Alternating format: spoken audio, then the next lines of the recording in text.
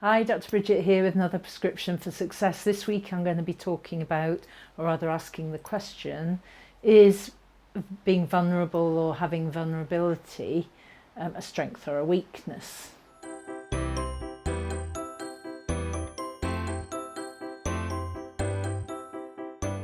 Vulnerability.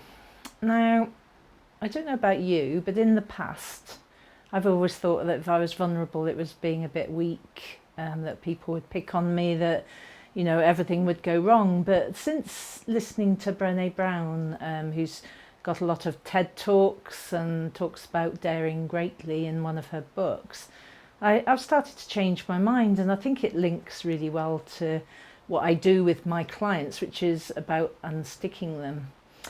And I've got to ask you, do you think it's okay to be vulnerable? Because, I think it is, and I'd like you to think it is as well. So is it a strength? Yes, I think it is. It's because if you're vulnerable and you show up, warts and all, then you're being yourself, aren't you? And if you're not being yourself, then you tend to sort of lose your self-belief, you start hiding away, and you just end up in one of these downward spirals. Whereas if you show up, warts and all, as I say, not that I've got many warts, but hopefully, then you're being you, and everyone knows who you are. Everyone expects you to be in a certain way, to be genuine, to show up, to be open. And personally, I think that's fine. Because quite a lot of ourselves, myself included, have sort of tended to hide away for a variety of reasons in the past, this transition might need some help from someone like myself, because it's really embedded in a whole load of values and beliefs that aren't particularly helpful. And one of the things I want you to do is to ask yourself a question on a scale of 0 to 10, where 0 is you're not showing up at all, and 10 is you're fully showing up, you're being you, you're being genuine, open. I suppose authentic's the other word for it. Where are you? And my unconscious mind said I was about an 8.5. So the reason I know it's about an 8.5 is because the other day I had a series of events happen to me, or around me, and I found myself having a bit of a wobble. So the events were places where I thought I wasn't listened to. I was also involved, or I was very nearly involved, in a fatal road accident where I had to do some work with some people at the site. I also had some very different views. So we had a family event, and it was lovely and it was brilliant. I had some different views to some people there, and I thought, well, I hadn't really expressed that, so I wasn't really showing up as me.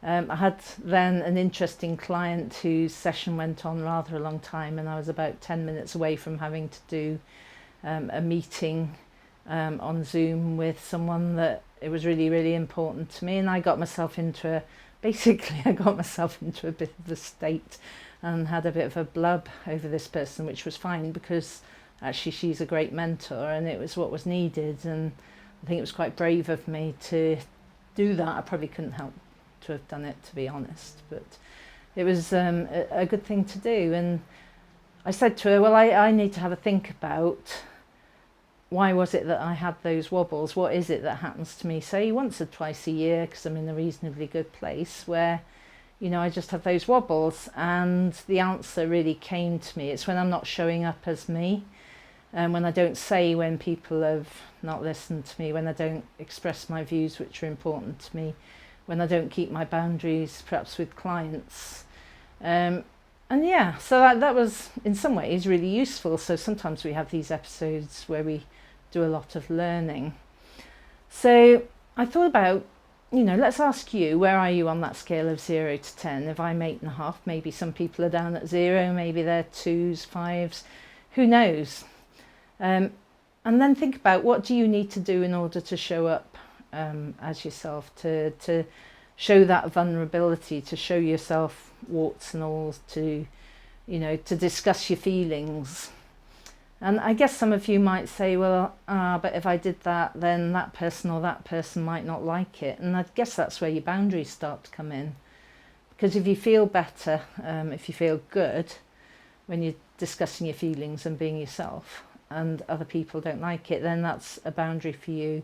And in order for you to get to a 10 and stay at a 10, then maybe some hard decisions need to be taken. So yeah, that's really about me. I think it's about being brave in order to be vulnerable, to be yourself. I know I've talked a lot about authenticity recently, but this is a slightly different take on it. And if you need any help, if you've got your beliefs are so ingrained that you can't actually move on from that, then we can sort that out very quickly so that you can actually be the person you want to be. Okay, so I'll see you next week. Bye.